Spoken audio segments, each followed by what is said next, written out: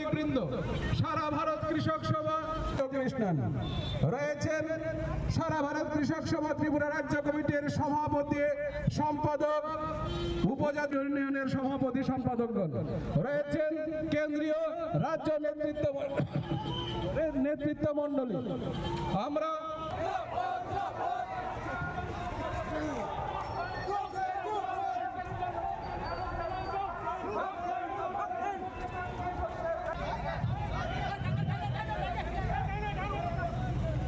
এই বিধানসভা অভিযানের নেতৃত্বে রয়েছেন সারা ভারত কৃষকদের সার, বীজ, কীটনাশক, জলসেচ ও বীমা প্রকল্পের সুবিধা, ফসলের লাভজনক দাম, রেল মকুব ও কম সুদে ঋণ।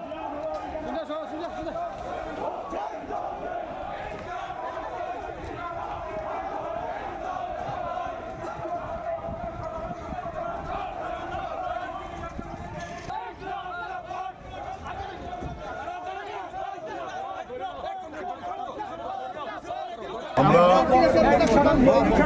মুখ্যমন্ত্রীর কাছে চিঠি দিয়েছি,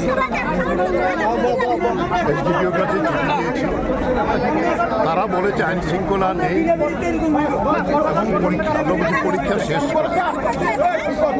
আমরা আপনারা যেখানে বলবেন সেখানেই আমরা আমাদের এই দাবি জানাবার জন্য যাব। মুখ্যমন্ত্রী যদি না নেন আমরা বিরোধী দলের কাছে যাব। আপনারা দেখেছেন আমাকে 6 জন পুলিশ অফিসার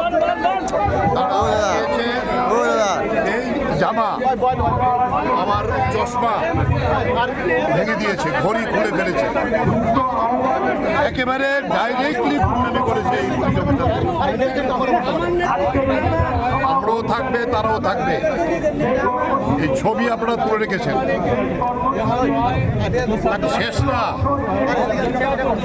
সেই জায়গায় আমাদের মূল বিষয় যেটা হচ্ছে কৃষকদের দাবি, কৃষকদের ক্ষেত মজুরদের দাবি, জমিয়াদের দাবি আজকে কিচ্ছু পায় না। তাহলে এর বিচার হবে। বিজেপির পতন শুরু হয়েছে, ঢাকের বাদ্য বেজে গেছে, মানুষ জেগেছে। আজকের এই মিটিংয়ে বিজেপির প্রচুর লোক আমাদের সঙ্গে যোগ দিয়েছে, এসেছেন তারা এই দাবিতে। এই যে আপনাদেরকে আটকানো হলো, মানে মূলত এটাই বিষয় নিয়ে কি বলবেন? আপনারা বেরোতেই পারলেন না, আন্দোলনের জন্য বেরোতেই পারলেন না। আপনারা কি আগে জানিয়েছিলেন পুলিশকে?